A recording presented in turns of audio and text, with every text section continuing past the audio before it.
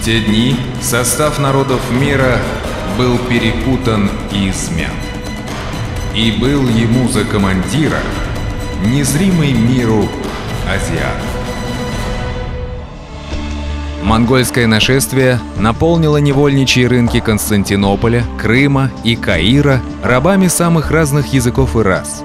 Среди них было немало и башкир, плененных монголами и проданных работорговцам. В языческом Риме сильные и храбрые рабы становились гладиаторами. В багдадском халифате особенно ценились тюркские невольники, и поэтому из их числа формировались отряды гвардейцев-гулямов. В Османской империи из числа детей покоренных народов формировался янычарский корпус. Но предшественниками янычар были мамлюки Египта. В 40-х годах XIII века в Египте правил султан Салих из династии Айюбидов. Султан Салих, высоко ценя военную доблесть тюркских воинов, постоянно пополнял свою армию рабами из Тэшта и Кипчака. Благо, что после нашествия монголов их было предостаточно. Их называли мамлюками, то есть принадлежащими царю. Юношей, если они были не мусульманами, обращали в ислам, обучали арабскому языку и тренировали в специальных лагерях-интернатах. В комплекс военной и физической подготовки мамлюков входила стрельба из лука, фехтование, упражнения с копьем и другим оружием, борьба. Мамлюки умели только воевать. Война была их главным ремеслом. Всех рабов, купленных в правление султана Салиха, называли салихия, то есть салиховцы. В числе них были будущий мамлюкский султан Бейбарс, а также Алам ад-Дин Санджар аль-Башкурди, чья низба указывает на принадлежность его к башкирам. С Бейбарсом они были хуждашами, то есть учениками одного мастера.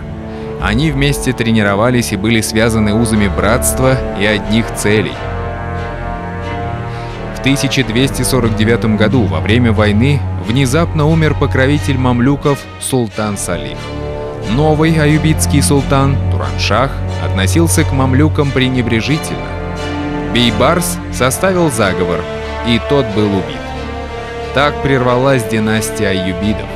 Следующие 500 лет Египтом правили мамлюки. Первым мамлюкским султаном стал Туркмен Айбек. После его смерти на престол был поставлен его 15-летний сын Аль-Мансур Али. Санджар аль-Башкурди был назначен его атабеком, то есть опекуном. Однако другой мамлюкский мир, Кипчак Кутуз, сверг малолетнего султана и сам встал у власти. Санджар аль-Башкурди был арестован, ибо был регентом царевича. Но опала длилась недолго.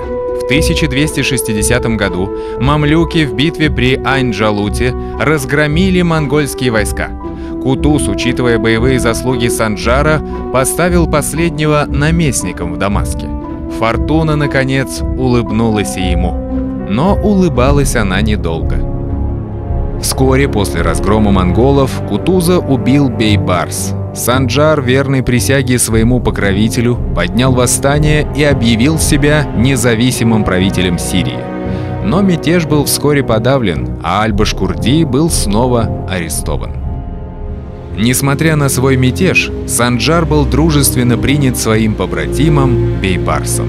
Новый султан понимал, что башкирским эмиром двигали не корыстные побуждения, а исключительно понятия о долге и чести. Прощенный он был назначен наместником в Халеб. И именно с этого времени он стал именоваться не Санджаром аль-Башкурди, а Санджаром аль-Халаби, то есть Халебским.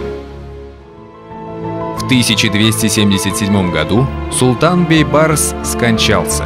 Новым правителем мамлюкского государства стал Калавун, происходивший, как и Бейбарс, из племени Бурджаглы или Бурджан. Султан Калавун назначил Санджара наместником Дамаска и всей Сирии. В 1281 году мамлюки в битве при Хомсе вновь разгромили монголов, все еще не оставлявших надежду на покорение Ближнего Востока.